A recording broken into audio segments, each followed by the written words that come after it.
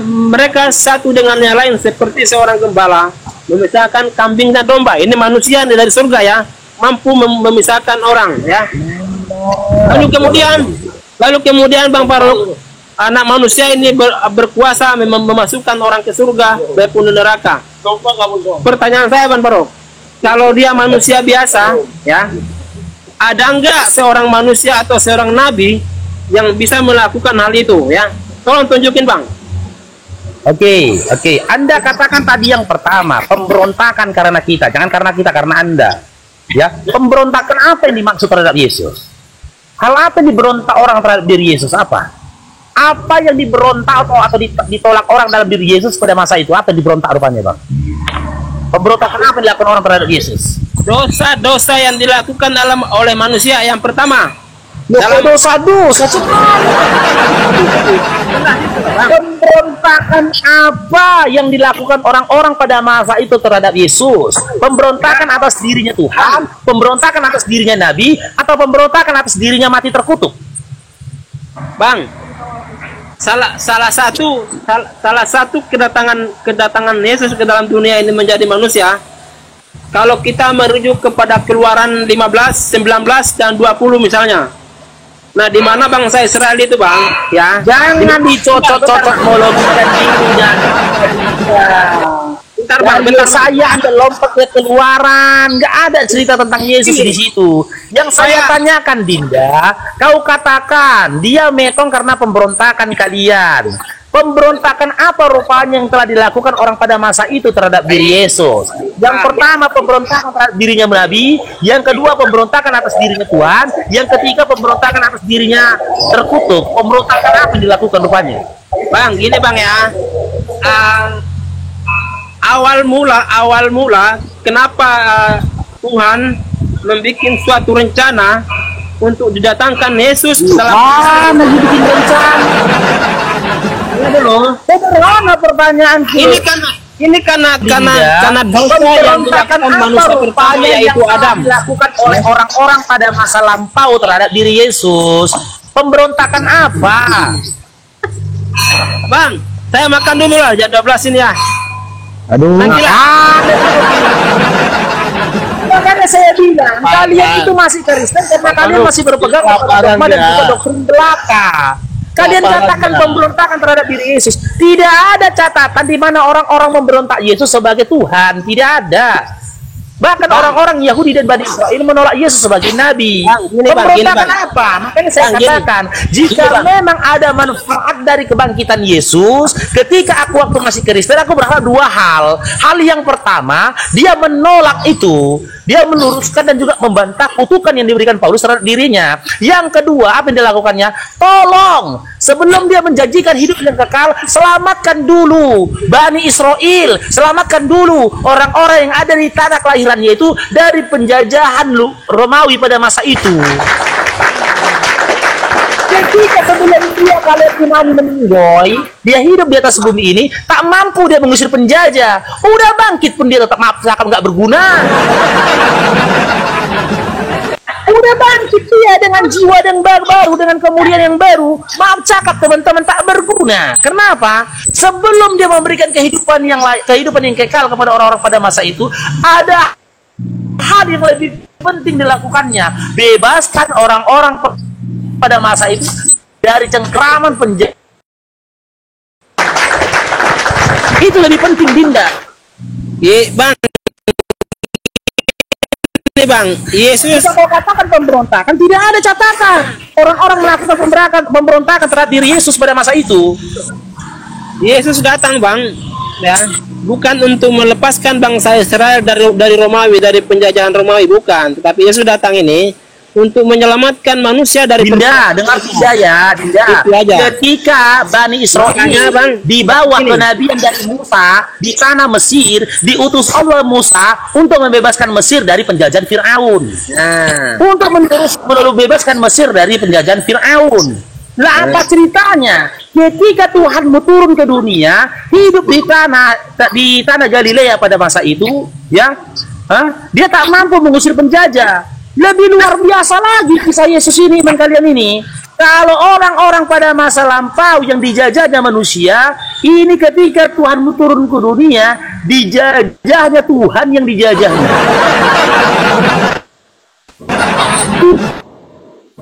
Tuhan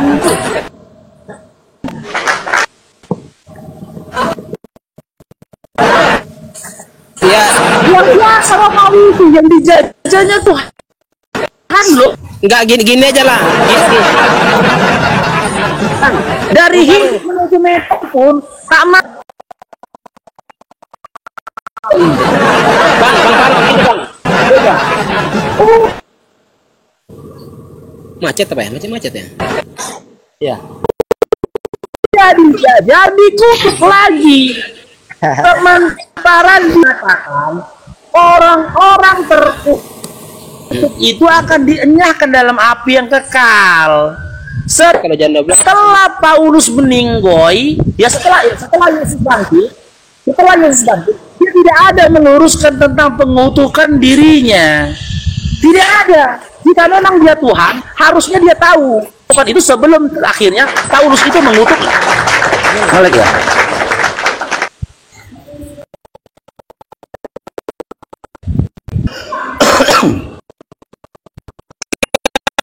Sudah dijelaskan bang bahwa akan diserahkan kan, akan bangkit, ngapain dia mengkonfirmasi lagi tentang pengutukan itu tadi, kan sudah dijelaskan bahwa dia akan datang sebagai korban domba Allah kan. Karena zaman dulu bang, bangsa Israel itu ketika melakukan hal yang dosa maka ada darah yang dikorbankan. Nah, apakah ketika dia mengorbankan darah sebagai penebusan dosa, bangsa itu lepas dari itu ya? Pada zaman dulu bangsa Israel. Nah, makanya satu-satunya untuk melepaskan, untuk memperdamaikan antara manusia dengan Allah, yaitu dengan datangnya Yesus sebagai korban yang terakhir. Itu bang. Kepada siapa itu. Dinda Ruby pelan-pelan ya, lompat kau kemana-mana ya, coba kalian jujur ya, kepada siapa darah Yesus dikorbankan? Kenapa bang? Kepada siapa darah Yesus itu dikorbankan? Kepada siapa? Untuk siapa darah Yesus dikorbankan itu? Untuk siapa bang? Tidak kepada siapa-siapa bang, karena kalau pertanyaan abang dibilang gini, kalau pertanyaan abang kepada siapa? Anda katakan bagian dari iman kalian, darah Yesus itu dikorbankan untuk menghapus dosa kalian. Kepada siapa darah Yesus ini dikorbankan? Ini tidak merujuk kepada siapa-siapa, karena ini adalah rencana Tuhan sendiri. Nah, karena gini, kalau saya bilang sendiri kepada Allah, pertanyaan Anda lain lagi nanti kan gitu. Makanya kan gini loh, kita berpikir rasional ini adik Robia, kita berpikir rasional ya. Ketika kau mengorbankan sesuatu, berarti kau menganggap pengorbanan ini adalah sebuah persembahan untuk seseorang, betul? Ya. Atau untuk sesuatu. Nah, ketika dalam iman kalian mengatakan darah Yesus ini dikorbankan, dari pengorbanan darah Yesus itu mendapatkan hasil. Apa hasilnya itu? Kalian mendapat pengampunan dosa. Sama halnya ya ajaran-ajaran paganisme pada masa Mesir, pada masa itu juga Yunani. Mereka mengorbankan darah manusia dengan berharap ketika darah anak manusia ini dikorbankan, mereka mendapatkan kesuburan tanah. Tapi mereka yakini ketika mereka sembelih anak manusia ini, ditumpahkan darah anak manusia ini, darah ini dipersembahkan untuk dewa-dewi mereka. Karena mereka meyakini darah anak manusia yang tumpah ini akan memuaskan hasrat dari dewa-dewi yang mereka sembah pada masa itu. Nah, ketika Anda imani darah Yesus ini dicurahkan untuk sebuah pengorbanan atau dikorbankan ya untuk menebus dosamu, kepada siapa darah Yesus ini disajikan? Kepada siapa? Tentang pengorbanan Yesus, bukan berarti manusia ini mengorbankan Yesus, tetapi ini adalah rencana Tuhan sendiri. Ya, datang ke dalam dunia, berinkarnasi, mengambil rupa menjadi seorang hamba. Jadi kalau saya bilang ini dipersembahkan kepada Allah, saya bilang kepada Allah darah Yesus ini dikorbankan, ya dikorbankan untuk Allah, gitu. Saya bilang tadi kan tadi saya bilang bang ini kan, kalau saya bilang kepada Allah enggak juga, Tapi saya bilang ini ada makanya proses. Saya tanya kepada siapa? Saya pun tak mau mengintervensi jawabanmu. Kepada siapa darah Yesus ini ditumpahkan? Ya bang, tadi kan saya bilang tidak kepada siapa-siapa. Kenapa? Karena berarti kurang kerjaan. Itu namanya kurang kerjaan. Nggak ada yang mengharapkan darahnya, tumpahkannya darahnya, itu kurang kerjaan, sia-sia betul. Yang aja. Sama halnya ketika kau babat rumput di pinggir jalan, tidak ada yang meminta kau untuk babat rumput di pinggir jalan, kau jangan mengharapkan imbalan, karena perbuatan kau itu sia-sia, nggak ada yang suruh. Nggak ada yang mengharapkan rumput jangan tumbuh di pinggir jalan, nggak ada yang mengharapkan. Sama halnya ketika kau memindah batu dari gunung, tak ada yang memerintahkan kau memindahkan batu dari gunung sampai ke kaki gunung. Jangan kau mengharapkan imbalan dari perbuatanmu itu tadi. Karena apa? Karena tidak ada yang menginginkan perbuatan itu tadi. Tak ada yang menghendaki keringatmu berceceran ketika memindahkan batu tadi. Sama halnya ketika kau katakan tidak ada yang mengharapkan, tidak ada yang menginginkan darah Yesus tumpah di kayu salib tadi untuk menebus dosa manusia, tidak ada. Berarti perbuatan Yesus itu sia-sia. Jangan kalian harapkan pula penebusan dosa. Karena tidak ada upah dari perbuatan yang tidak diinginkan. Ingat itu adik ya, ulangin. Tidak ada upah dari perbuatan yang tidak diinginkan. Itu. Ini bang. Kita kan sebagai orang yang beriman, orang yang beragama. Jangan bawa iman kemari, Dinda. Aduh. Bentar. Jangan bawa iman. Berapologet itu kau menjelaskan imanmu. Jangan kau membawa iman. Ya, kalau kau membawa iman, ya nggak perlu kau naik ke diskusi. Ya, sendok batu pun kau imani jadi Tuhanmu, itu masalahmu. Ini itu urusan yang saya tanyakan. Sekali lagi saya tanyakan, Dinda, saya sampaikan kepadamu setelah ini kamu. Ingat ya, tidak ada upah dari perbuatan yang tidak diinginkan. Tidak ada upah dari perbuatan yang tidak diharapkan.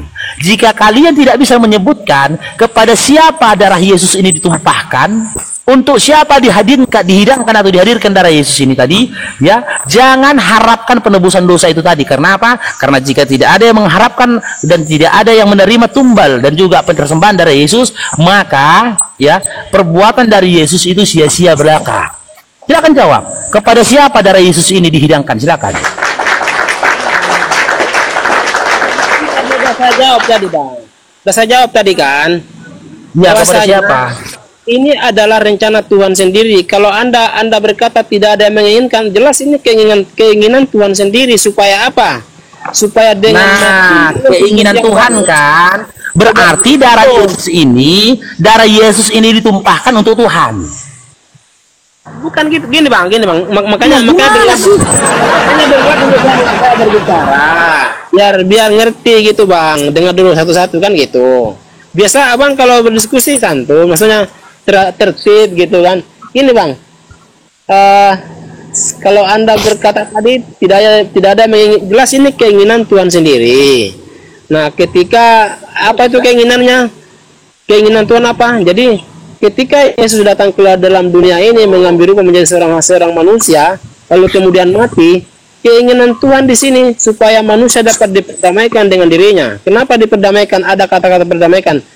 Karena hilangnya hadirat terputusnya hubungan manusia dengan Tuhannya setelah kejadian Adam pada kitab Kejadian itu. Ketika Adam jatuh ke dalam dosa, bawa ke Adam ke Dinda. Aduh.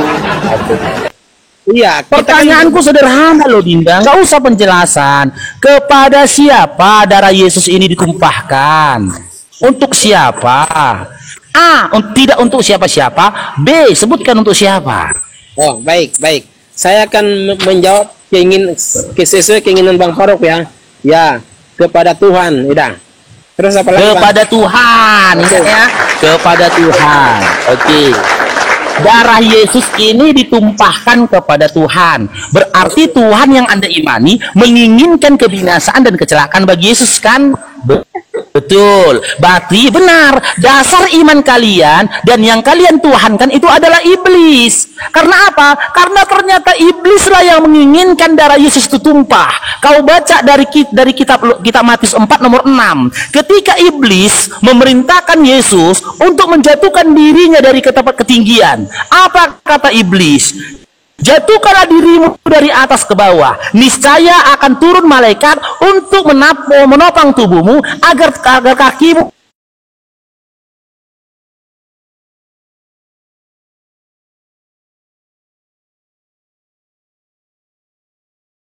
rupa. Di dalam Yohanes 8 nomor 53, di mana Yesus berkata, orang-orang yang menginginkan kebinasaan atas dirinya, kecelakaan atas dirinya, atau dengan kata lain menginginkan melihat darahnya tumpah, itu adalah iblis yang jadi bapakmu. Maka Tuhan dalam definisi Anda itu yang menginginkan darah Yesus itu adalah iblis. Maka Tuhan yang kalian tuhankan itu adalah iblis. Selesai. Gak bisa kalian bantah lagi itu. Hanya iblislah yang ingin melihat darah Yesus itu ditumpahkan. Hanya iblislah yang sangat menginginkan darah Yesus itu dicurahkan. Hanya iblislah yang menginginkan kebinasaan, kehinaan, serta kematian bagi Yesus. Datanya jelas dalam Matius 4 nomor 6. Selesai. Itu Dinda. Ya, jawab ya. Dan selesai, kita selesai. Saya jawab ya, boleh. Boleh nih. Tunggu. Jadi oke. Udah selesai. Bentar. Saya menambahkan lagi sedikit. Nah, berarti kalau dengan data demikian Yohanes 8 tadi bahwasanya iblislah yang menginginkan kematian Yesus. Kan begitu. Nah, ketika Yesus diminta Kenapa? Berarti sinyal. Nah, Yesus memberikan satu-satunya tanda, yaitu tanda bahwasanya anak manusia akan tinggal di dalam rahim bumi 3 hari 3 malam. Nah, mereka ini adalah anak-anak iblis yang meminta tanda tersebut kepada Yesus. Betul itu, betul.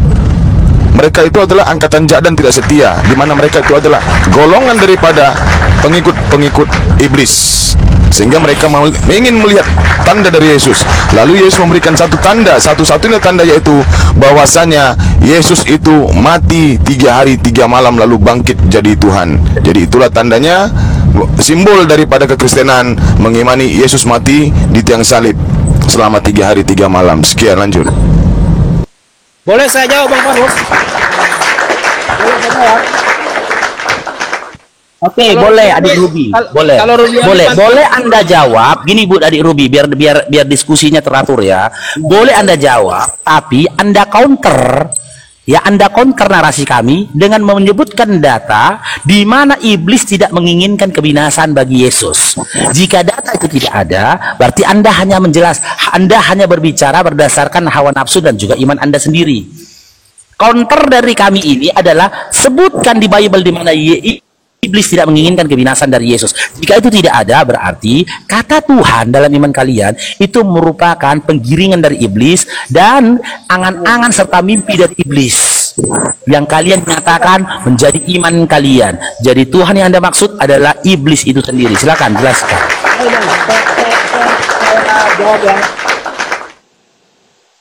Karena Bang Faruk tadi sudah membawa Matius 4 ayat 6, ya. Tunggu, ya, gelangping teman-teman di bawah yang mawar juga berikan sama Bang Faruk ya, satu orang satu. Lanjut, sekalian juga tap layar teman-teman, lanjut. Baik, saya jawab. Karena Abang Faruk tadi sudah membawa Matius 4 ayat 6, di mana di sana bercerita tentang seorang iblis yang memerintahkan Yesus untuk terjun ya. Karena katanya ada tertulis, tanganmu tidak akan terantuk. Lalu kemudian Yesus menjawab, jangan engkau mencobai Tuhan Allahmu. Lalu di ayat yang ke bawahnya Yesus berkata, nyahlah kau, kan? Sebab ada tertulis bahwa engkau hanya menyembah kepada Tuhan Allahmu. Artinya di sini Yesus tidak mengikuti keinginan iblis ini ya. Udah jelas ya. Lalu kemudian saya ini mau membawa ke Bang Faruk di surat Al-Jin, bisa nggak? Ayat 1. Boleh nggak? Boleh ya? Nah, boleh ya? Silakan. Lebih baik Anda menanya iman daripada Anda berupaya memberikan penjelasan lagi tentang narasi kita di awal, karena saya anggap diskusi kita tentang kematian. Ya, tapi gini Bang, jangan saya kalau saya bahas Al-Quran dibilangnya penistaan, jangan ya. Kita kan berdiskusi nih, karena kadang-kadang di komen-komen. Jadi gini, kita tentang iblis ya, yang di ayat di Matius 4 ayat 6 itu di sana jelas bahwasanya itu Yesus tidak mengikuti apa yang dikatakan iblis. Bahkan Yesus mengusir iblis sehingga malaikat-malaikat datang melayani Yesus ya. Nah, kita bandingkan di dalam Al-Jin 1. Bahwasanya saya katakanlah wahai Muhammad, katanya. Katakanlah bahwa segolongan jin datang kepadaku, dan ketika jin itu mendengarkan petunjuk Quran maka mereka beriman ya. Jin itu beriman ya. Artinya jin ini mengikuti apa yang disampaikan Muhammad ya, sehingga jinnya berkata, sebagian dari kami ada yang kafir dan ada yang beriman, ada yang kafir ada yang muslim, kan gitu kan, betul nggak? Nah, pertanyaan saya, apakah Nabi tidak mempercayai perkataan jin itu, sementara di dalam ayat 13-nya dikatakan jin berkata, ketika kami mendengarkan petunjuk Quran, kami beriman kepadanya. Nah, barang siapa yang beriman kepada Allah, tidak perlu ia takut berbuat rugi atau berdosa, katanya. Nah, apakah Nabi tidak mempercayai itu atau mengikutinya dengan ayat-ayat Quran tadi itu? Sudah. Jin itu kepada Nabi bahwasanya jin itu ada yang beriman, ada yang kafir, katanya. Itu aja sih saya tanyakan. Sudah? Ya, silakan Oke. Ketika Anda mengkomparasi dengan surah Al-Jin dalam Al-Quran, maka seakan-akan Anda semakin membenarkan narasi kami dan memenangkan aku dalam perdebatan ini, Dinda. Anda baca lagi dalam Lukas 4 nomor 8, ketika Yesus memerintahkan kepada iblis, apa kata Yesus? Hanya kepada Tuhan Allahmu sajalah kamu menyembah dan juga berbakti. Apakah ada ayat kelanjutannya ketika itu iblis beriman dengan seruan dari Yesus? Tidak ada. Iblis tidak mendengar seruan dari Yesus, malah pergi meninggalkan Yesus. Sementara ketika jin mendengar bacaan dari Quran, bacaan dari Nabi Muhammad SAW, sebahagian besar dari jin pada masa itu beriman dengan apa yang dibawa oleh Nabi Muhammad SAW. Nah, akan tetapi ada perbedaan di situ, di mana ketika Yesus berhadapan dengan iblis dalam Matius 4 dan Lukas 4, yang dihadapinya itu adalah iblis. Sementara yang datang menemui Nabi Muhammad SAW pada masa itu adalah jin. Iblis itu, Dinda, iblis itu jin, tapi jin belum tentu iblis.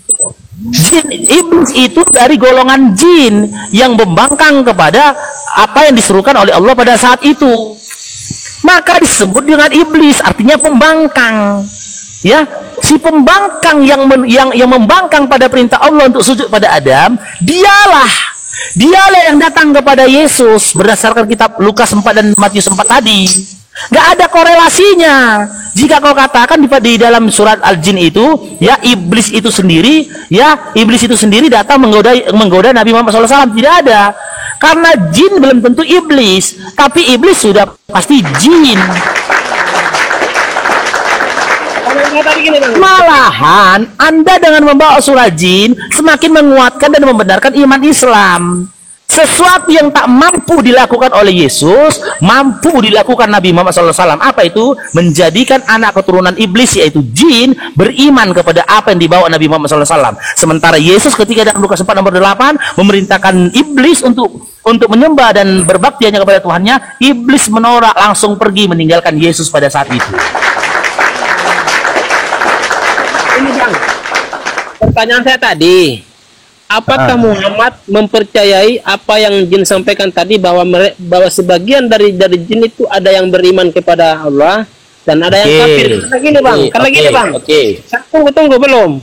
Karena di dalam surat 18 Al-Kahf ayat 50, di sana dikatakan wa isqulna lil malaikati isjudu li Adam fasajadu illa iblis kana minal jinni kan fa fasaqa an amri rabbi afatattajidunahu wa zurriyatahu awliya min dunillahi wa hum lakum adu bi'sali zalimin badala. Itu kan Al-Kafir 18, Al-Kafir 50. Itu sudah tahu. Lanjut. Nah, di sana jadi yang pertanyaannya apa? Poinnya apa? Di sana kan Tuhan berkata bahwa jangan engkau menjadikan di antara mereka pemimpinmu. Artinya jangan engkau mempercayai yang namanya jin itu adalah penyesat.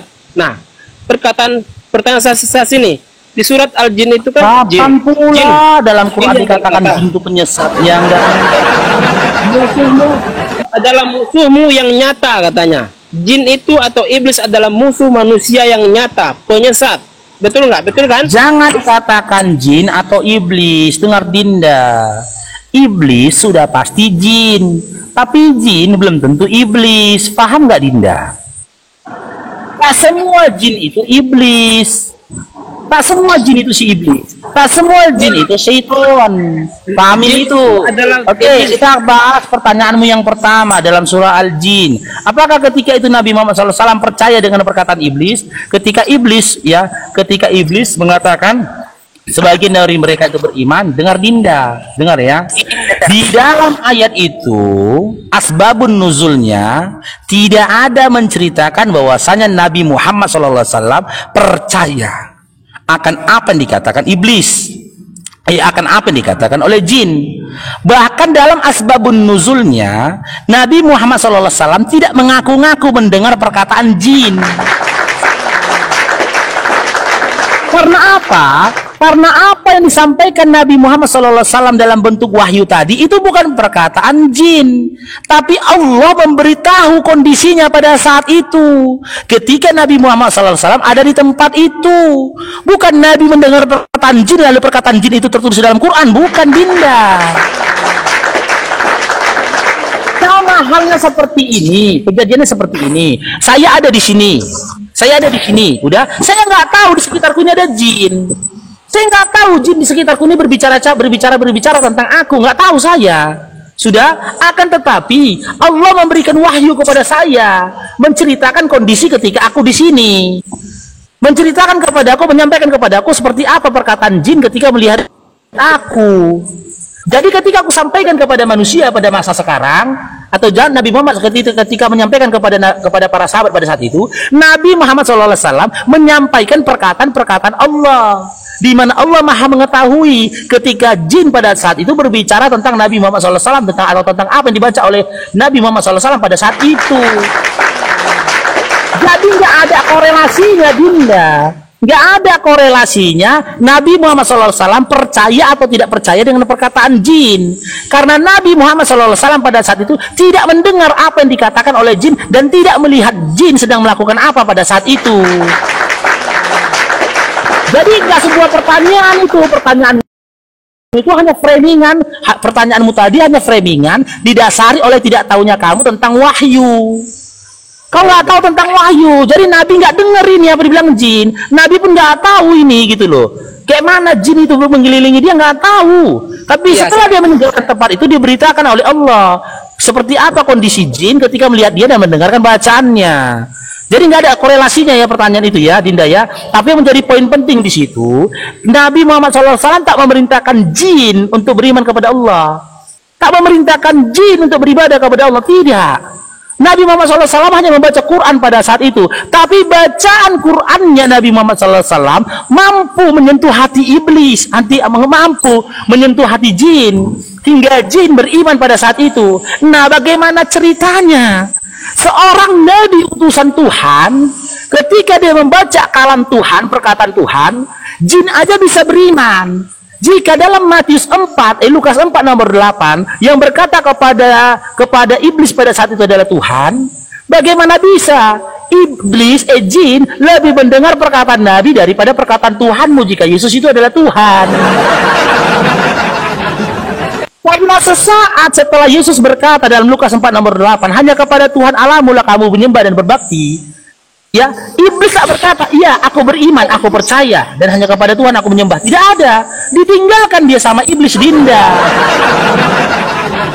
Masa lebih hebat ketika Nabi menyampaikan, membacakan kalamullah, perkataan Tuhan, daripada Tuhan itu langsung berkata-kata kepada iblis.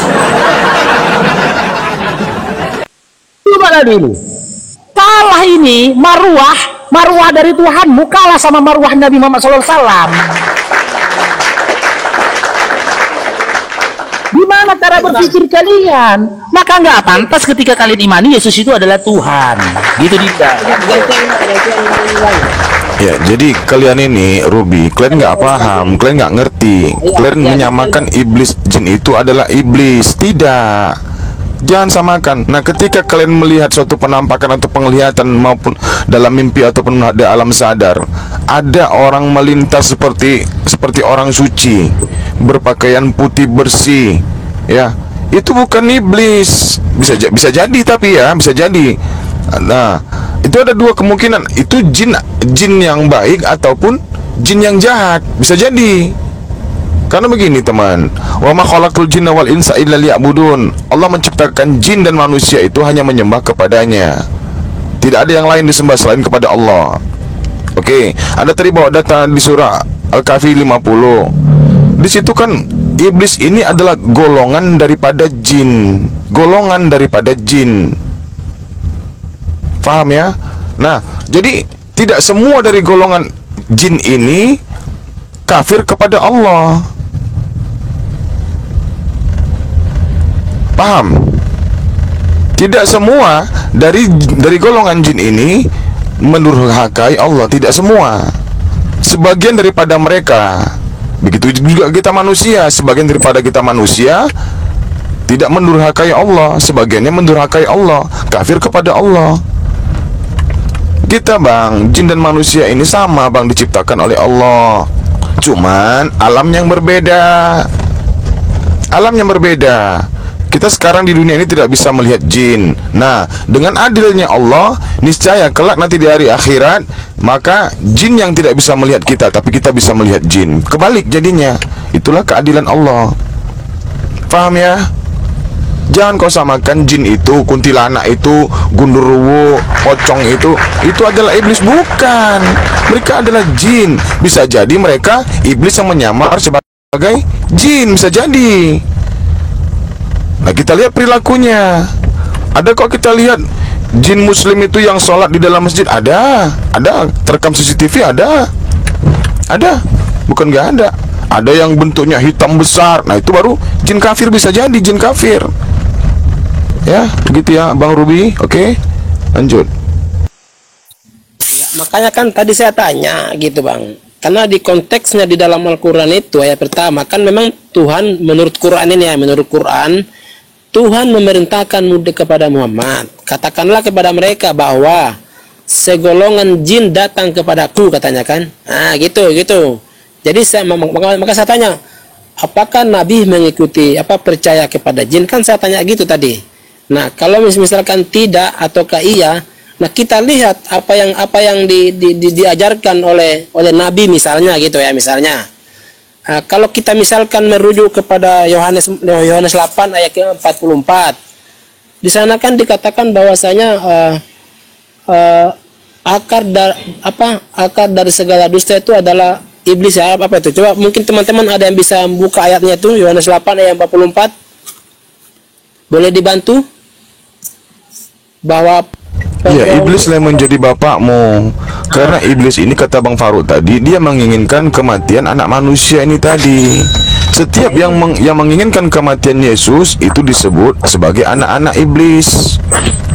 Itu nggak bisa diingkari lagi Bang. Kalian mengimani Yesus itu mati di tiang salib, dasarnya dari mana? Apakah itu keinginan Elohim atau tidak?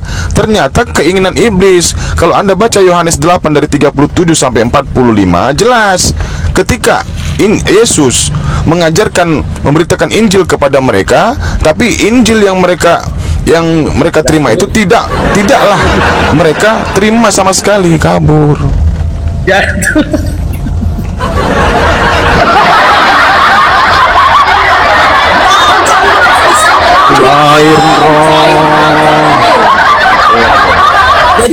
teman-teman ya, jangan kalian framing surah Al-Jin itu mengatakan Nabi Muhammad SAW percaya dengan perkataan jin. Tidak. Karena kejadian ini teman-teman bisa olah TKP gini. Sekarang aku di sini, aku nggak tahu ada jin di sini. Lagi ngobrol di sini nggak tahu. Kenapa? Pengetahuanku terbatas, pandanganku juga terbatas karena aku manusia. Sudah. Setelah aku tinggalkan tempat ini, Allah itu memberitahu kepadaku tentang apa yang dikatakan jin dan apa diperbuat jin ketika ada di sekitarku. Lalu itu kusampaikan kepada orang-orang sekitarku. Bukan berarti penyampaianku ini membenarkan perkataan jin, tidak. Tidak, tapi apa yang kusampaikan ini adalah perkataan Allah, di mana Allah dengan sifat kemahatauannya menyampaikan pandangan dan juga perkataan iblis ketika ada di pandangan dan juga perkataan jin ketika ada di sekitarku. Jadi jangan kalian tanyakan percaya atau tidak Nabi Muhammad SAW terhadap perkataan jin. Tidak ngaruh itu, tidak ada korelasinya ke situ. Karena apa? Nabi Muhammad SAW saja ketika itu tidak ngobrol sama jin dan tidak mendengar perkataan jin. Hanya Allah yang dengan sifat kemahatauannya memberitahukan kepada Nabi Muhammad SAW tentang kondisi pada saat itu, gitu Dinda. Justru di ayat itu menjelaskan bahwasanya jinlah yang percaya kepada Nabi Muhammad, sehingga jin itulah yang beriman. Makanya terbalik, jangan terbalik pemahamannya. Makanya saya bilang, jadi marwahnya Yesus sebagai Tuhan kalah dengan marwahnya Nabi Muhammad SAW sebagai Nabi. Nabi nggak ngobrol sama jin, hai jin, kepada Tuhan mulai kau menyembah dan berbakti. Nggak gitu Nabi. Nabi membaca kalam Allah, ini didengarkan jin, beriman sebagian dari jin itu tadi. Beda sama Yesus yang kata mereka Tuhannya. Udah capek-capek dia ngomong sama jin, sama iblis, hanya kepada Tuhan Allah boleh kamu menyembah dan berbakti. Udah gitu ditinggalkan dia. Nggak didengarkan iblis perkataan dia. Tuhan yang ngomong loh dalam iman. Yang ngomong Tuhan loh. Jenderal saja ini, jenderal, presiden. Kalau ada ngomong presiden kepada masyarakat atau kepada apa pembantu-pembantunya, kabinet ataupun Polri TNI, dibilang wahai Kapolri, laksanakan tugasku sebaik mungkin. Sesingkat-singkatnya dia akan berkata siap, laksanakan. Ini ada jenderal ketika ngomong sama presiden memberikan kepada dia apa arahan, langsung pergi jenderalnya, pergi begitu saja. Nggak sopan ini. Presiden yang dihadapi ini kurang ajar. Dipanggil Kapolrinya sini kau, dipanggil jenderalnya sini kau. Kok nggak ada sikap kau jumpain aku, kok nggak ada sikap kau merespon perkataanku. Presiden aku loh. Tapi mana Tuhan ketika menyerukan kepada iblisnya pergi berlalu saja, dan nggak terjadi apa-apa. Cobalah. Iblis aja tidak bisa menunjukkan kemuliaannya kepada Tuhan. Bagaimana bisa kalian menunjukkan kemuliaan kepada sosok yang tidak pernah diakui dan ditakuti oleh iblis itu sendiri? Gitu. Oke, lanjut. Tetep layar teman-teman ya, ditetep layarnya di share teman-teman ya. Ditetep layarnya di share. Alhamdulillah, kita bisa yakin teman-teman ya. Sebagian besar dari eten-eten ini sudah mulai terbuka cakrawala pemikirannya, sudah mulai rontok doktrinnya, bahwasanya apa yang mereka imani itu adalah penggiringan dari iblis itu sendiri teman-teman ya.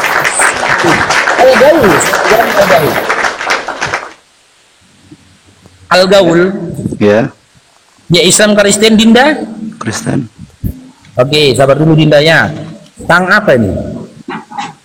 Tang pendosa, Islam atau Kristen Dinda? Sang pendosa, Brong, calang. Oke, nyimak di bawah dulu ya sang pendosa ya. Oke, Adinda Gaul. Sebelum kita mulai diskusi ini, Babang Faru sampaikan dulu aturannya ya. Yang pertama, ketika ingin bertanya, lalu saling adu argumentasi dari jawaban yang kami berikan dari pertanyaanmu, silakan on cam. Tapi jika Adinda belum mampu atau tak mau on cam, Adinda punya dua pilihan. Yang pertama, kita mengkaji tema perihal tentang kebangkitan Yesus sendiri. Yang kedua, Adinda boleh bertanya. Setelah bertanya, Adinda boleh turun, kita akan jawab di atas. Pilih mana, Adinda? Yang bertanya aja. Sekalian saya kasih narasi sedikit ya. Oh, bertanya setelah itu turun? Sedikit narasi tambahannya.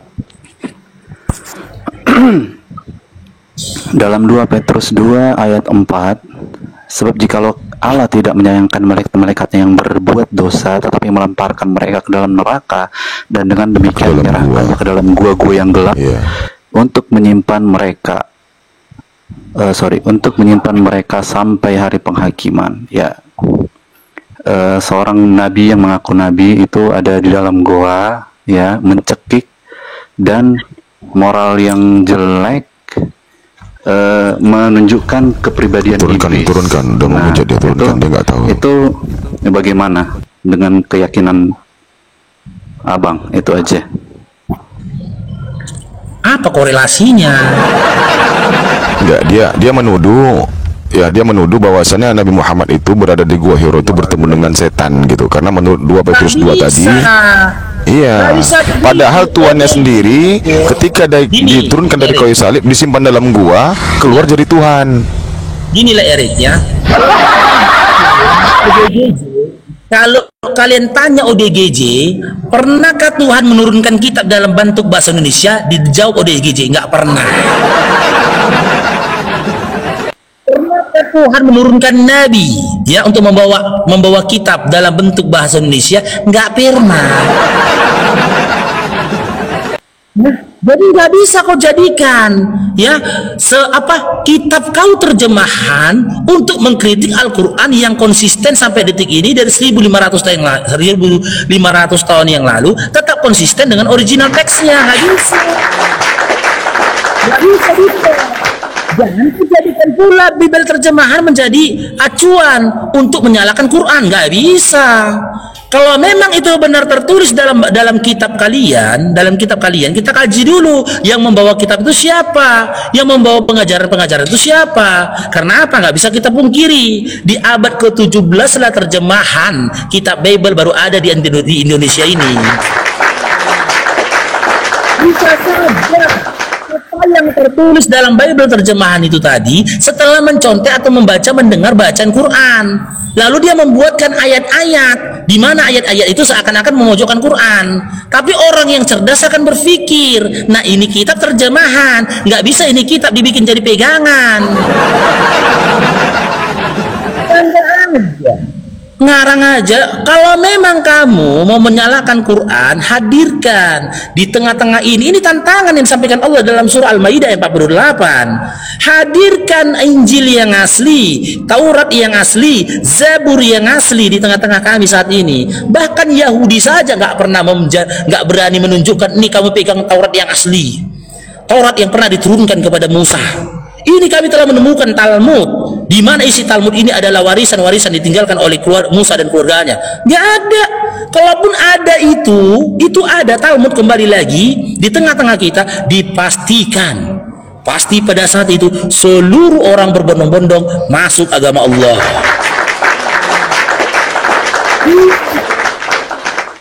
Jangan dipaksa-paksakan kali ya. Ya, jadi kalau mau mengambil acuan dalam Bible, terapkan di Bible, jangan terapkan ke Quran, karena beda gitu ya. Karena bahasa yang digunakan beda, ya, metode penyampaian sastranya beda, ya.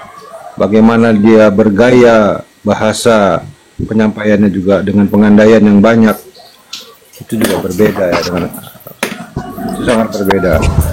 Begini bang, maksud dia tadi bang, kayak kata Erik tadi tuh, ya, maksud dia tadi begini bang, dia kan bawa 2 Petrus 2 ayat 4, ya kan, dikatakan begini, di situ kan kesimpulannya Tuhan itu memasukkan malaikat-malaikat jahat atau disebut iblis ke dalam gua. Nah suatu saat mereka itu akan dikeluarkan. Nah mereka bawa Nabiullah Muhammad sallallahu alaihi wasallam, Allahumma shalli wa sallim wa barik alaihi, masuk ke dalam gua menerima wahyu dari Tuhan, kata mereka kan seperti itu. Nah, apakah ketika Rasulullah itu berada di dalam gua bertemu dengan iblis atau malaikat? Nah, mereka mengambil 2 Petrus 2 tadi bahwasanya iblis itu dimasukkan oleh Tuhan mereka ke dalam gua. Jadi asumsi mereka, kan, Nabi Muhammad bertemu dengan iblis yang disimpan Tuhan mereka, begitu. Jadi sementara Tuhan mereka aja keluar dari dalam gua.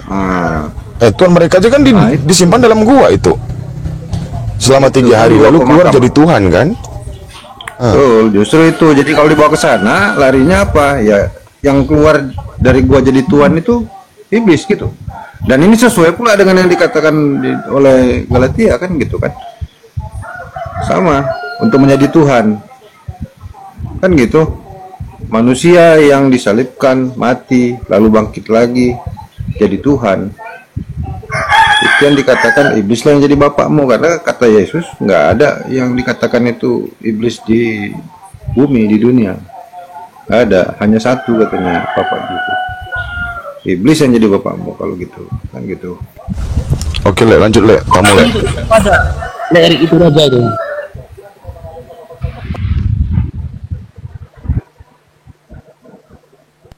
Ya, yang baru masuk Muslim atau Kristen, Raja sama Rudi.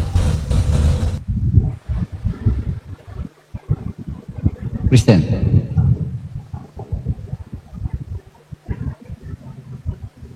Halo, selamat siang Raja. Agama apa? Raja. Kristen. Oh, Raja. Kristen, Bang. Raja. Kristen, Bunda. Kristen. Ya. Silakan, Bang, silakan. Oke, lanjut Bang Paro. Bang Rudi. Oh, Rudi, selamat siang. Agama apa, Rudi? Rudi, cepet Bang. Rudi, udah turunkan moderator, udah ada Raja. Lanjut Bang Paro. Bang Jomblo. Bisa. Bang Jomblo. Di sini udah ngaji. Oke. Bang Raja, dari yang dibahas tadi ya. Cair dong, Bang Alvin dong.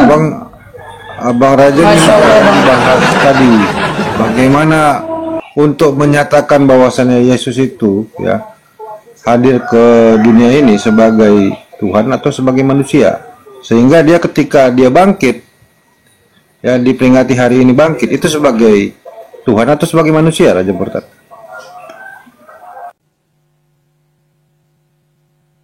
Ya, terima kasih. Kalau mau memperingati, kalau apa ya, sebagai yang maha kuasa lah, sebagai Tuhan lah. Cair dong. Karena dia maha segalanya, dengan perkataannya dan dia mempunyai firman dari Sang Bapa, jadi dia maha kuasa dan maha segalanya. Jadi diperingati karena terbukti bahwa Yesus adalah satu-satunya jalan keselamatan. Dia bisa membangkitkan orang mati, bisa orang buta bisa melihat, yang lumpuh bisa berjalan. Seperti itu abangku. Kuasanya luar biasa. Ya. Yang pertama ini suaranya Bang Raja Murtad ini terlalu banyak eko, jadi kita nggak bisa jelas dengarkannya, agak kecil juga. Iya Pak. Tapi saya bisa simak yang anda sampaikan tadi, saya masih dengar ya. Bentar. Cuma sulit saya mendengarkannya. Jadi bentar. mengenai yang anda sampaikan tadi itu lebih kepada asumsi yang membaca Bible, bukan apa yang disampaikan oleh Bible, karena Bible menyampaikan bahwasannya Yesus itu adalah anak Maria, anak manusia yang dilahirkan ke bumi, ke dunia, yang harusnya ya, karena katanya di dalam Bible Anda sendiri juga, langit di atas langit tidak bisa untuk menempatkan dia, Sang Maha Pencipta ini ya. Jadi tidak mungkin Tuhan itu untuk lahir di dunia, kan gitu. Nah, jadi sisanya yang Anda sebutkan tentang dia yang bisa begini, bisa begitu, bisa membangkitkan orang mati, menyembuhkan segala, itu hanya asumsi Anda sebagai manusia yang membaca Bible itu. Padahal Bible-nya nggak menjelaskan dia adalah Sang Tuhan. Sudah? Iya, masih ekunya kebanyakan Bang, agak susah kita dengar Abang ngomong apa. Betul. Yang Abang bilang tadi betul. Ada benar. Ya, kecilkan ekonya Bang, matikan aja ekonya Bang, kecilkan, dinolkan Bang. Nggak dengar gitu ngomong apa aja nggak jelas Bang. Udah kayak ini? Belum Bang, dinolkan aja ekonya Bang. Kayak saya ini kan nol eko saya. Kalau besar begini Bang eko saya. Kecilkan aja Bang, nolkan Bang, nolkan daskan. Ya, lanjut Bang. Cek. Udah kan? Udah? Belum? Coba ngomong panjang. Equalizernya. Tapi waktu ngomong Anda nggak bagus, Anda matikan ekonya. Kenapa Anda masih pakai eko? Kan perlu juga. Kecuali menyanyi gitu ya. Sudah bang. Cek. Tapi suaranya jelas bang ya, agak dekat sama mic lah. Cek. Sudah. Cek 1 2. Lanjut. Udah. Oke, lanjut. Sudah. Udah ya. Udah bang ya. Ya, lanjut bang, lanjut tanggapi bang, lanjut. Oke. Ya, yang abang bilang tadi itu ya ada benarnya sih. Tapi kan kalian kan memandang Yesus itu kan cuma katanya manusia kok dituhankan. Kan seperti itu. Yang di luar pada manusianya kan abang-abang kalian semua kan tidak melihat dan tidak mengetahui bahwa itu nyata. Banyak yang menyaksikan dan seluruh dunia tahu. Bukan kita di Indonesia sini, apalagi apologet seperti Paruk ini kan sebenarnya Paruk ini susah. Seperti Bang Paruk ini mah kalau menurut saya mah sebenarnya. Aku diam di Raja. Kenapa aku ke bawah-bawah? Lawan saya orang kedua. Jangan panas bang. Aku dari tadi diam kok bawa aku. Jangan panas bang. Cuma ngomong aja kok panas. Nggak ada mencela aku, nggak ada menghina. Maksudnya yang ditanggapin itu dari tanggapannya bang. Bang Paruk aja bang. Saya nggak ada menghina. Langsung aja bang. Iya, maksudnya jangan menyinggung lah gitu kan. Abang tadi kan diskusi dengan Bang Bejo. Yang Anda asumsikan dari membaca Bible itu ternyata Bible nggak mengatakan dia adalah sang Tuhan. Saya kan sudah tadi Anda bilang terbukti banyak menyaksikan, tapi itu tidak begitu di dalam Bible Anda. Ya, yang itu ada hanya asumsinya gitu. Kalau memang ada bang, di mana dikatakan bisa dibuktikan Sang Yesus adalah Tuhan? Apa yang tadi abang katakan tentang yang dia buat, dia menghidupkan orang mati. Ternyata di Bible menyatakan banyak yang melakukan hal yang sama. Bukan cuma satu lagi. Bahkan dia hanya menghidupkan satu orang. Dalam Bible Anda bahkan tulang belulangnya bisa menghidupkan banyak orang. Udah? Bukan itu? Kan gitu. Nah, udah? Bukan bang, bukan Bang Bejo. Saya lanjut. Bukan, enggak, bentar. Ada tadi mengatakan Yesus itu kan di dunia, di tengah-tengah Bani Israel menunjukkan sifat ketuhanannya. Tapi nyatanya orang-orang Yahudi Yerusalem pada kala itu sampai sekarang masih bersikuku, masih mengimani Torah yang pernah diterima dari Musa, dari Tuhannya. Ya kan? Masuk akal nggak? Anda mengatakan banyak saksinya Yesus bermukjizat di tengah-tengah Bani Israel, tapi nyatanya mereka masih beriman dan tidak mengimani Injil. Bahkan Yesus saja mereka tolak. Bayangkan Yesus itu berakrobat di tengah-tengah di tengah-tengah Bani Israel, orang-orang Yahudi, menunjukkan ketuhanannya, tapi mereka tidak menuhankan Yesus. Mereka tidak percaya kepada Yesus. Anda yang lahir 2000 tahun kemudian, yang tidak melihat mukjizat Yesus, Anda menuhankan Yesus gitu. Santai. Kalau Anda mengatakan demikian bang, Yerusalem itu tentulah menjadi kandang besarnya, markas besarnya kekristenan. Kalau memang betul demikian, pakai logis bang. Kalau ngomong pakai logis, jangan cuman asal ngomong doang. Banyak saksinya, ratusan bahkan ribuan Bani Israel itu menyaksikan Yesus itu mampu menghidupkan orang mati, mampu menjadikan orang-orang buta dari dari buta permanen sehingga menjadi sembuh. Itu di tengah-tengah Bani Israel. Kalaulah mereka menyaksikan secara langsung, percaya apa yang Yesus lakukan, tentu Yerusalem itu secara logis bang, pakai logika ya, menjadi markas atau kandang daripada kekristenan. Tapi nyatanya tidak. Coba Anda ke sana, mayoritas Yahudi apa Kristen? Bahkan Kristen aja 2% lebih sedikit daripada Islam. Islam masih mendingan bang, 10%. Silakan bang. Pakai logis bang, pakai logis kalau bicara. Kita kritis bang, orang Islam ini kritis. Lanjut. Oke, sudah. Benar yang abang katakan itu. Orang Israel. Itu memang iya. Sebenarnya orang Israel itu mencintai Yesus sebenarnya. Kalian jangan salah paham. Kalian ini sebenarnya yang namanya kita punya aliran lain, kamu memiliki punya Nabi Muhammad, kita berbeda, tidak akan pernah percaya apapun nanti yang saya katakan, kau pasti tidak percaya bahwa sebenarnya orang Israel itu sebenarnya mencintai Yesus, makanya umat-umat Islam ini mau dibasminya. Loh bang, yang nggak percaya sama Yesus siapa bang? Yang nggak percaya sama Yesus siapa? Justru kami Islam lebih mencintai Yesus bang, karena bang begini, Yesus minta untuk dimuliakan. Nah sekarang ini bang, antara Islam dan Kristen, siapakah yang memuliakan Yesus kalau bukan Islam?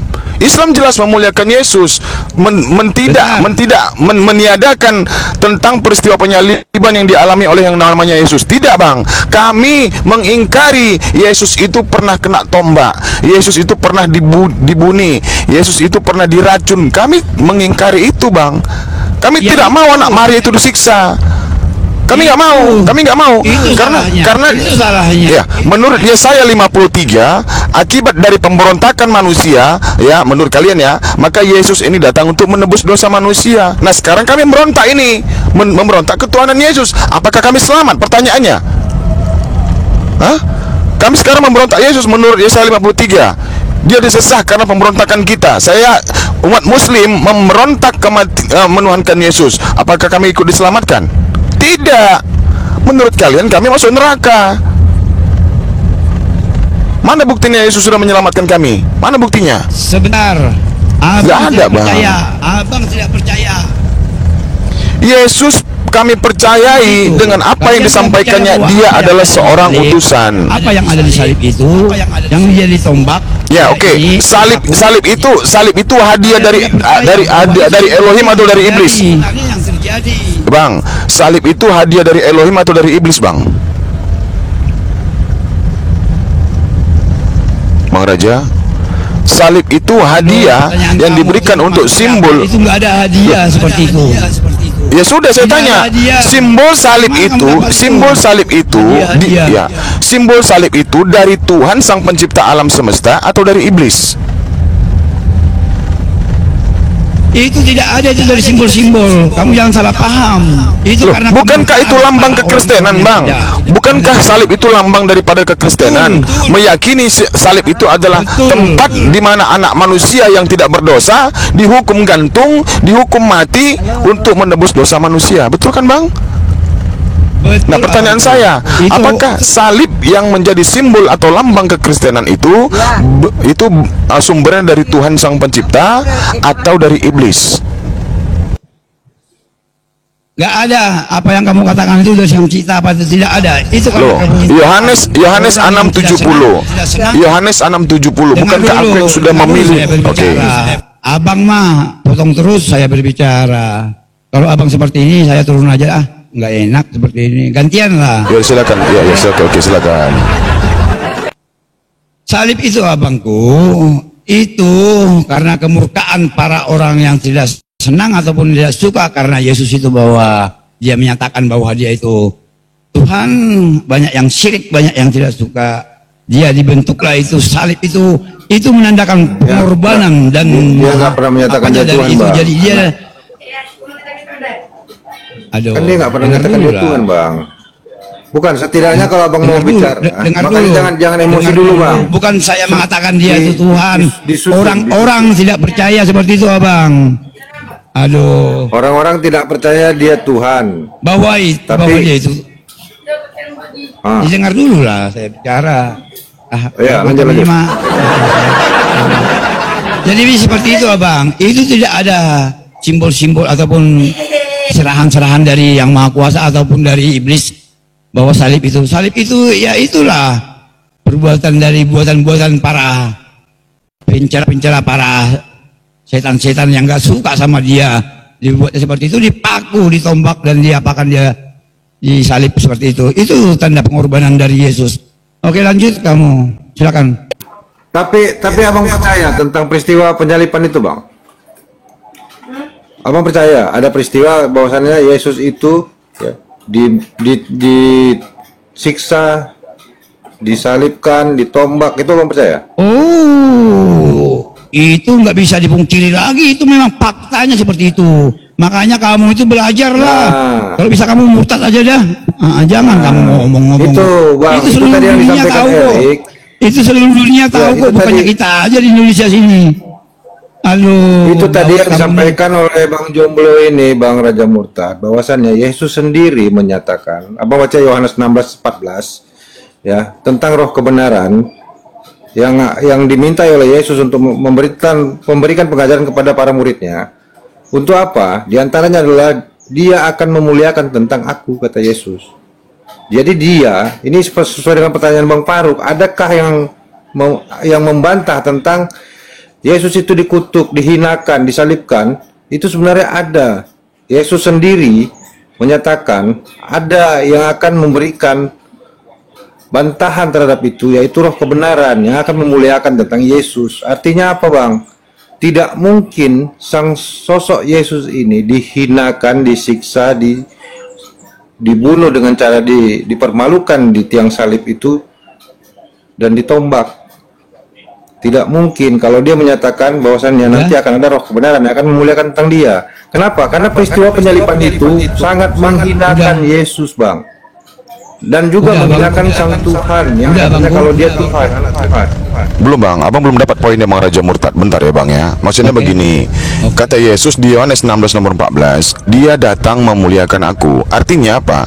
Kedatangan si roh kebenaran ini, dia akan menceritakan kepada seluruh umat manusia yang percaya atas apa yang disampaikannya. Dia datang menceritakan tentang kemuliaan-kemuliaan yang aku miliki, yang kuterima dari Bapakku Elohim. Itu kata Yesus. Kemuliaan apa? Inilah anak yang kukasihi, kepadanya lah aku berkenan. Jelas itu kemuliaan. Bukan anak yang kusalib, nggak ada. Bukan anak yang ingin kubunuh, tidak seperti itu. Inilah anak yang kukasihi, kepadanya lah aku berkenan. Bagaimana cara mengasihi? Dengan menyelamatkan Yesus ketika ada peristiwa penyaliban. Umat muslim menyatakan bahwasanya walakin subbihalahum, dia diserupakan oleh orang lain. Selesai di situ, abangku. Tidak ada lagi narasi-narasi lain. Nah, tidak seperti kalian katanya memuliakan Yesus, kalian membiarkan Yesus itu dibunuh, kalian biarkan Yesus itu ditombak, kalian biarkan Yesus diludahi, kalian biarkan Yesus itu dirajam, kalian biarkan Yesus itu diberikan kepala mahkota berduri di kepalanya. Ini kemuliaan apa? Apa coba? Sementara dosa-dosa kalian tumbalkan anak Maria, ya, menanggung dosa kalian dengan cara mati terhina di tiang salib. Lalu di Ulangan 21, Tuhan memerintahkan agar manusia yang berdosa untuk disalibkan. Nah, jadi salib itu adalah media daripada orang-orang pembuat dosa. Jadi, Bang, makanya saya tanya tadi, Abang nggak berani menjawab. Salib itu hadiah dari Tuhan atau dari iblis? Anda lari-lari, Anda nggak bisa menjawab. Silakan. Ini pertanyaan kamu, ini pertanyaan orang TK ini. Masa salib hadiah? Coba kamu pakai akal nurani kamu dulu lah, pakai otakmu, pakai dulu kamu nih. Orang mau mati dia salib, kamu bilang hadiah. Jangan dibilang hadiah lah, itu pengorbanan, Bang, pengorbanan. Pahami. Jangan kamu, Bang, aduh, susah kalau kita ngomong. Ya tadi seperti yang saya bilang tadi ya. Walaupun saya nanti mau ngomong apapun, kalian tidak bakalan percaya. Masalah kalian ini tidak pernah dan tidak mengerti apa yang dia serahkan sebenarnya. Ini Bang Faruk ini sebenarnya ketawa-ketawa ini, Bang Faruk ini. Ini mau saya sikat nih, Bang Faruk ini. Bang Faruk, sama kamu aja lah saya ngomong. Berani nggak?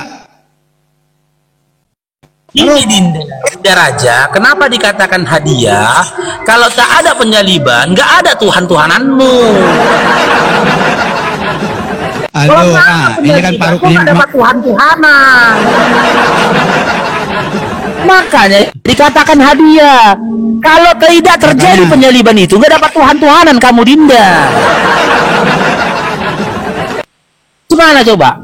Namanya hadiah itu menghasilkan sesuatu yang menyenangkan hatimu. Kau kan senang itu kan, setelah dia mati kau dapat Tuhan-Tuhanan. Senang nggak? Senang nggak? Sudah apa belum, Bang Faruk? Bang Faruk ini mas sebenarnya sudah lama saya ikuti. Saya mau ngomong apa sama ini Bang Faruk ini. Sebenarnya Bang Faruk ini mah kalau nggak salah saya katanya ini murtad juga ini kayaknya ini ya. Apa jadi mualaf juga nih kalau nggak salah. Ya nggak Bang Faruk?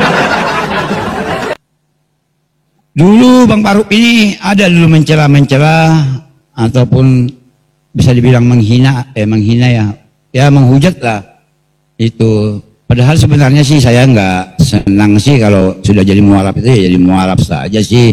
Dulu ya, ini bicara dulu saya bisa pernah mendengar. Sekarang mah Bang Faruk kalau bisa Bang Faruk kita ya santai-santai saja lah masalah keimanan ini jalankan punya kamu ya. Ya tapi ya nggak jadi masalah juga sih, banyak juga upload yang lain sih yang jangan curhat lah Bang, itu. Kita diskusi loh Bang, jangan curhat dulu Bang. Saya tahu, saya naik tadi mau bicara sama Faruk sebenarnya, tetapi karena ada Bang Jomblo, ada nih Bang Didi ya, Bang Faruk menyerahkan kepada sampean ya nggak apa-apa lah. Itulah sebenarnya Bang Faruk ini sebenarnya sudah lama sekali saya mau berbicara, tetapi ya saya mau berbicara baik-baik saja sih, tanpa ada mencela, tanpa ada menghujat. Apapun yang kamu katakan, kalau menurut kamu benar, ya silakan. Cuman saya ini cuma mau menyampaikan apa yang saya alami, apa yang saya ketahui, itu aja sih. Tidak jadi masalah kalau bagi saya. Masalah sampai mati kalian ini, sampai mati kita ini nggak bakalan selesai. Percayalah kalian, tidak akan bakalan selesai. Merasa paling benar terus kita ini. Tidak ada. Kalau ada nanti yang merasa ini Dinda, bentar Dinda. Ketika kau katakan saya itu menghujat, yang mana narasi saya yang mengarah kepada penghujatan yang mana? Enggak, tadi kan saya bilang menghujat atau mengapa, kan itu ada yang kritik pedas dari Bang Faruk dulu itu mengatakan Yesus seperti ini, mengatakan Yesus seperti itu. Ada, tapi saya enggak screenshot sih, enggak saya simpan, cuma saya dengarkan saja. Kata-katanya ya apa yang saya katakan tentang Yesus, karena sampai detik ini ketika saya berkata tentang Yesus itu menurut Yesus itu sendiri, bukan menurut saya. Begini Bang Faruk, nggak usah lah Bang Faruk, abang mau menanyakan saya apa, Bang Faruk aja lagi yang merasa bahwa ada pernah mengatai. Jangan kamu menanyakan saya, kamu ini jadi mualaf mah saya tahu Bang Faruk, janganlah. Sudahlah, tapi nggak apa-apa Bang Faruk, wajar saja, nggak apa-apa. Kan Bang Faruk mau cari makan, ya nggak? Silakan. Anda berdusta, Anda katakan ketika aku mualaf itu Anda tahu, ya? Perlu Anda ketahui, hampir 2 tahun lebih setelah aku syahadat, orang bukan itu Bang jawabannya. Dia sudah syahadat, mama bapakku aja nggak tahu, kok Anda pula tahu. Bukan begitu Bang, kamu kan sering live. Ya sekarang, tahunya sekarang. Enggak. Saya mau tanya sama kamu dulu, kamu pernah nggak mengata-ngatai Yesus? Coba saya tanya kamu, pernah nggak? Nggak pernah. Saya nggak pernah mengata-ngatai dia.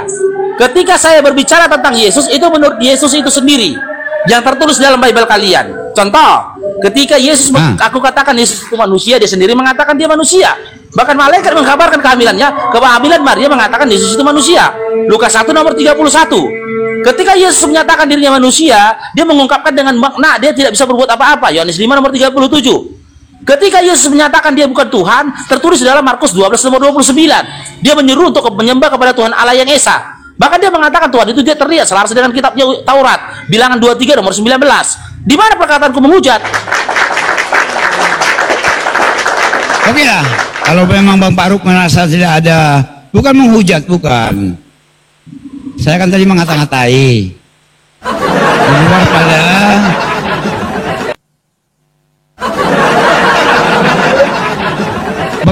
Bang Faruk jangan ketawa, jangan ketawa terus ya, Bang Faruk. Dinda, Bang Faruk mau sholat dulu, Bang Faruk mau sujud dulu sebagaimana Yesus sujud dalam Matius 26 nomor 39, Dinda ya. Kan mulai. Loh, kok mulai? Kan memang Matius 26 nomor 39 kan dia sujud di situ, Dinda. Aku pun mau sujud sebagaimana Yesus sujud, ya Dinda ya. Oke lah Bang Faruk. Terima kasih banyak lah, saya sudah dikasih naik di live Bang Faruk ini. Saya mohon izin lah, Bang Jomblo sama semuanya. Oke lah, Iya bang, makasih banyak bang. Ya mohon maaf kalau salah kata bang. Kebetulan azan di sini ya bang, izin bang. Oke bang, salam sehat bang ya.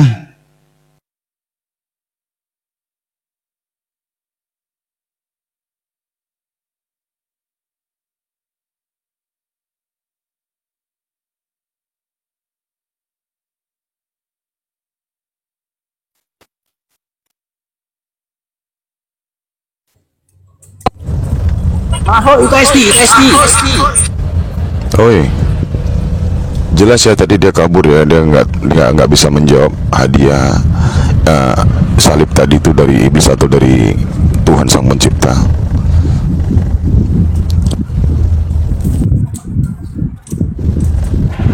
Bramono. Muslim Kristen. Bramono. Boy, Muslim Kristen boy.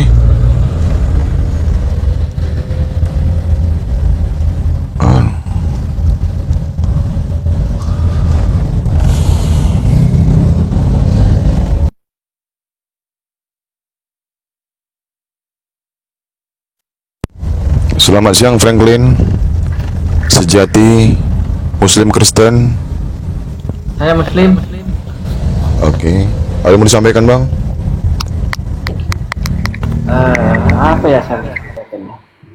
Sebenarnya untuk agama ini apa sih yang kita harus debatkan? Sebenarnya sih tidak ada. Kalau saran saya inilah. Iya, kita hanya memberikan edukasi saja ya. Kita hanya memberi. Kalau Anda Muslim, Anda khawatir nggak kalau nanti anak keturunan Anda itu menjadi murtad? Khawatir nggak Anda di situ? Hah? Enggak sama sekali. Murtadnya itu dalam segi hal apa? Ya murtadnya murtad kok, dalam segi hal apa lagi yang ditanyakan? Ini murtadnya murtad, keluar dari Islam, tidak beriman kepada Allah dan nabi-nabinya. Sekarang Anda, saya tanya dulu, Anda Muslim atau Kristen ini? Anda Muslim atau Kristen? Saya Muslim. Apa salamnya? Apa salamnya? Kabur.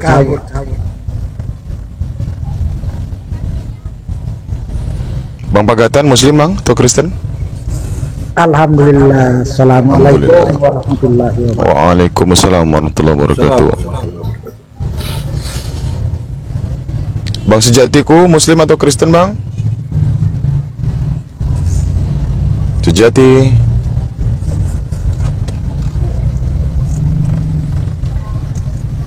Ya kalau sama saya tegas ya, tegas. Kalau saya diskusi tegas, nggak. Saya jarang kalau ketawa-ketawa, kecuali saya pada saat saya mau berketawa-ketawa ya, mau humor-humoran, ada saatnya. Tapi kalau diskusi saya tegas orangnya.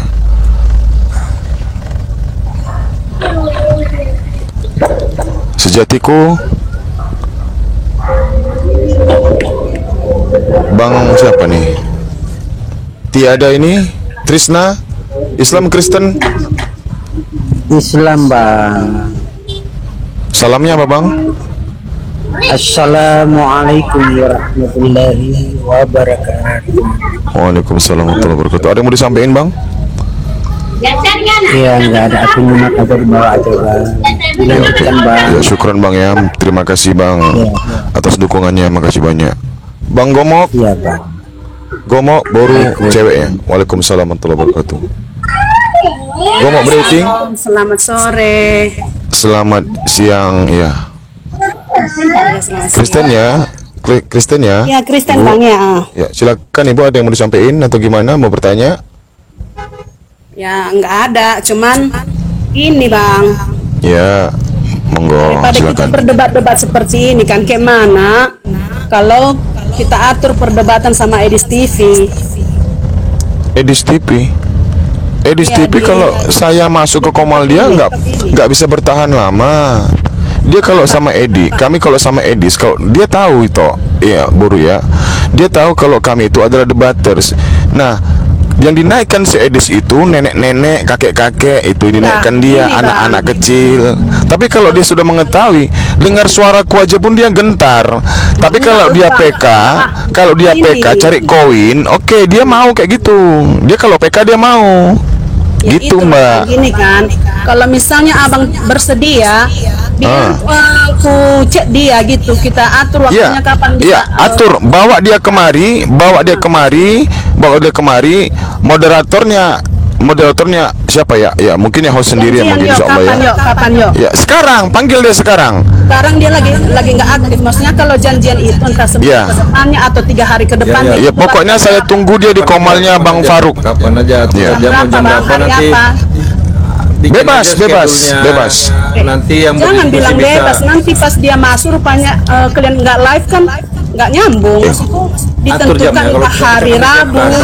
Kalau anda yang ngatur jamnya, kami akan siap 1 kali 24 jam. 1 kali 24 jam. 1 kali 24 jam kami siap menunggu Edis di Komal ini.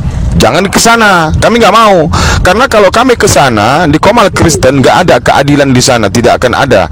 Tidak akan kami dapatkan keadilan di Komal Kristen. Karena Kristen ini semuanya nggak ada keadilan, Bang. Jangan merasa disakiti selalu. Di sini pun nggak ada keadilan, Bang. Di mana nggak ada keadilan? Ada nggak teman-teman? Pada Bang inilah nggak ada keadilan. Teman-teman Kristen yang diskusi tadi di mute, ada? Ada?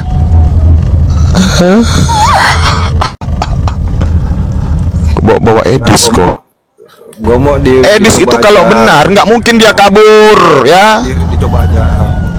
Nggak mungkin dia kabur kalau dia memang betul menyampaikan kebenaran. Ngapain dia mesti takut-takut keluar negeri sana? Ngapain? Tinggal kami nih Bang Zuma, Uni Ripa. Siapa lagi? Ustaz Tata. Aku agak geli aku dengar dari. Kenapa? Dikiranya dia mau nantangin Bapak Faruk. Dia nggak tahu kalau sebelum Bang Faruk masuk berdebat, kita sudah berdebat dengan Edis dan di Zoom dari zaman tahun kapan. Kita dari zaman Zoom. Waktu dia ngemis-ngemis di masjid sama kami, dia minta apa supaya apa? Minta uang dia untuk bayar kos-kosan. Nyamar-nyamar dia baik-baik hati dia sama kami. Biar kau tahu. Kau tanya saya di situ, apa keimanan dia? Apa menurut maksud saya gini, Yesus itu menurut keimanannya apa? Apakah Tuhan atau utusan? Tanya sama dia. Nggak akan bisa dijawab kecuali kalian memberikan paus, baru dijawabnya Tuhan supaya menyenangkan hati kalian. 1 Korintus 9:20 ya. Padahal dia tidak menuhankan Yesus karena sudah kalian beri dia gift, maka dia menuhankan Yesus. Takut gimana? Takut lemburu. Temanku diskusi sama Edis, belum pernah satu pertanyaanku yang dijawabnya. Asik bertanya aja kerjanya. Nggak mau menjawab pertanyaan orang. Aku itu Bang, pertanyaanku dari dulu Bang yang nggak pernah dijawab dia. Ku tanya Edis, Yesus itu menurut kau Tuhan atau bukan? Langsung diturunkan dari dulu itu Bang, dari Zoom dulu itu. Di Komal dia pun gitu juga aku tanya. Kalian tanya sama si Edis itu, Yesus itu Tuhan atau tidak bagi dia? Bagi dia ya, bagi dia. Jangan kalian give dulu. Coba, jangan di give dulu. Kalau kalian give, dia menuhankan Yesus. Tapi kalau tidak give, tidak apa kata dia? Alah ngapainlah kau naik Kristen? Kita sama-sama oten katanya. Pasti gitu kata Edis.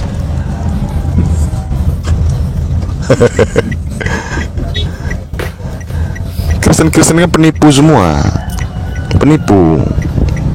pendusta.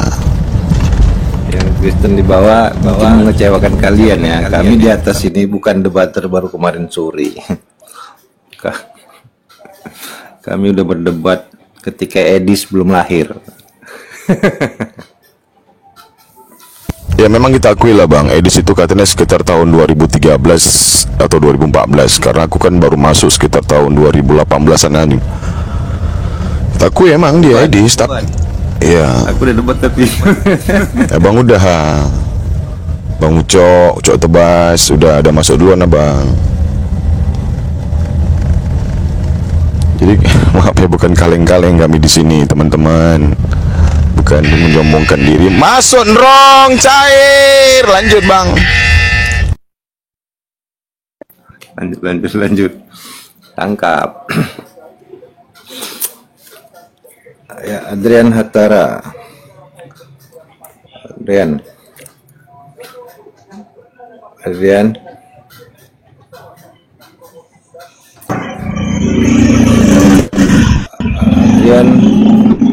Halo, Kristen. Assalamualaikum. Waalaikumsalam. Assalamualaikum. Bentar ya. Waalaikumsalam. Ya, Rubianto.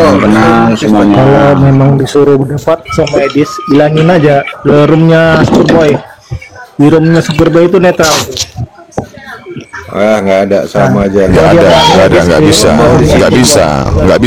Halo, selamat kenal, salam kenal Kami semua lebih ya. masuk dalam diskusivitas ini. Kami lebih punya Untuk punya level dibanding berdebat Edis. sama Karena Edis. Edis nggak ada level. Nah, suruh aja Edisnya ke roomnya Superboy. Itu netral itu. Nggak usah kita besarkan, Superboy itu nggak ada. Sama, Superboy mungkin kalian baru kenal. Kami udah kenal Superboy itu dari awal-awal. Soalnya saya juga muak dengar Edis. Nah sekarang mereka itu menuhankan Edis apa menuhankan Yesus? Ya itulah. Iya, sama aja tuh. Lebih dulu Superboy masuk dalam diskusi setahu saya daripada Edis. Cuman Edis lebih duluan populer karena dia punya cara untuk mempopulerkan diri ya dengan gayanya. Superboy nggak ada style. Superboy cengenges saja dari dulu.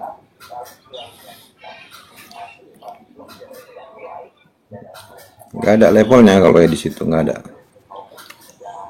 Kalau mau bawa berdiskusi jangan undang kami ya. Hadir kemari. Oke Bang, bisa kita undang kapan Bang? Kapan saja udah dibilang. Tinggal kalau kapan pun ya, tinggal di DM kan saja pada kita atau sampaikan di komen lain. Kita kan tahu itu. Ya. Kami ini berorganisasi, terorganisir. Nggak kayak kalian yang berserakan entah kemana. Dan sampaikan kepada Majelis Islam Indonesia, debater muslim manapun itu bisa untuk dikoordinasikan.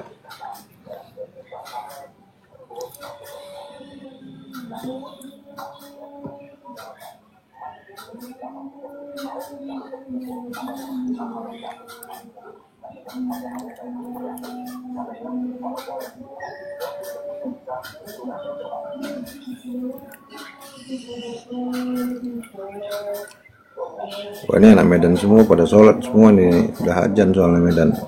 Yang dari luar Sumatera Utara mungkin ada di bawah. Oh, alhamdulillah ada Bang Paras. Assalamualaikum Bang Paras.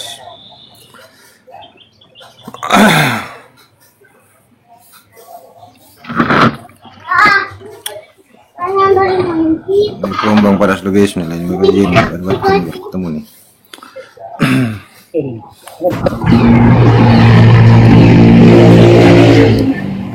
Andi Ferisal. Ini berapaan?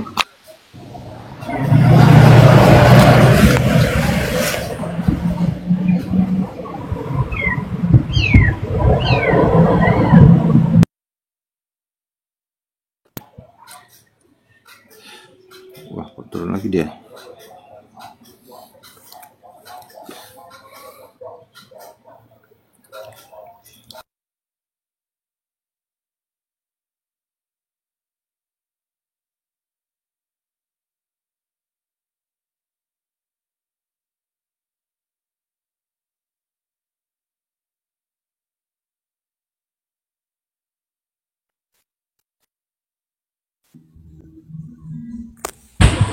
Aku turun ya.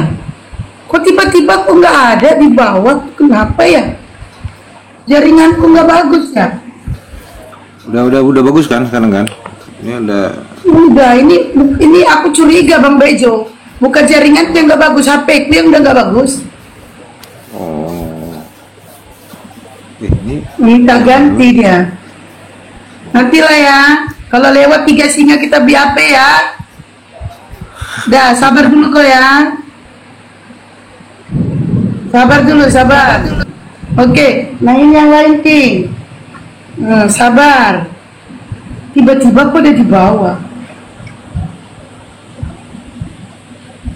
Atau jangan-jangan kau King yang menurunkan api Kingnya. Jujur kau King. Kau turunkan api Kingnya. Jujur kau King. Jujur. Jawab dengan jujur, King.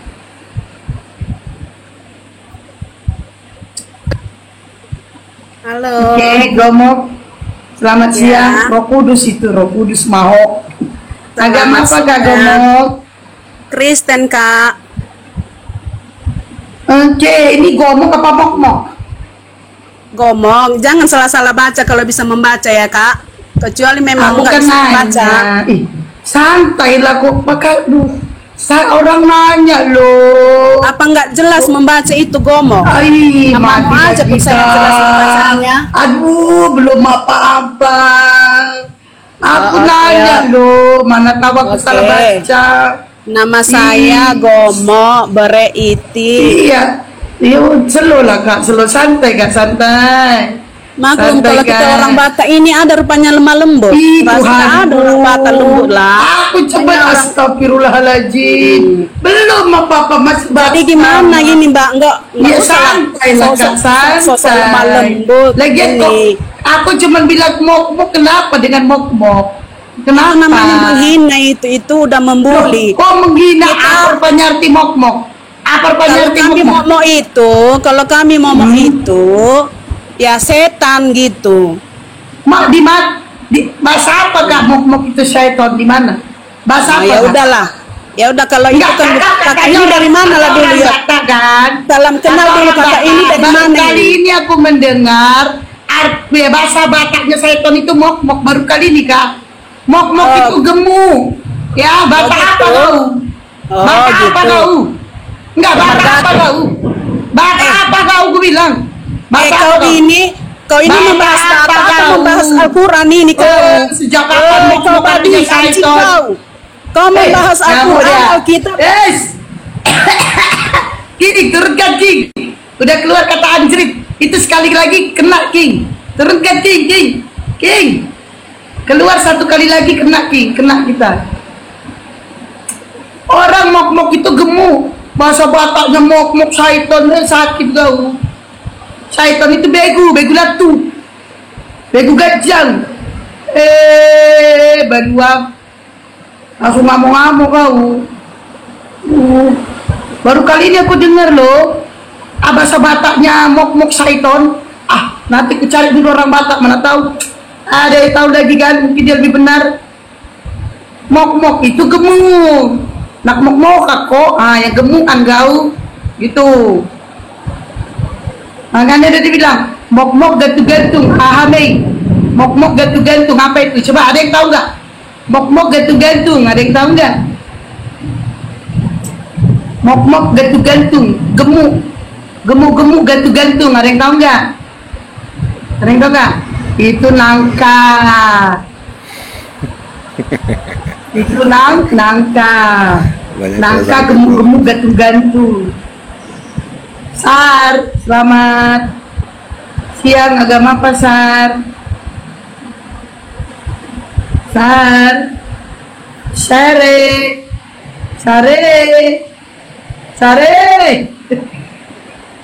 ditanya. Seri. Udah lah.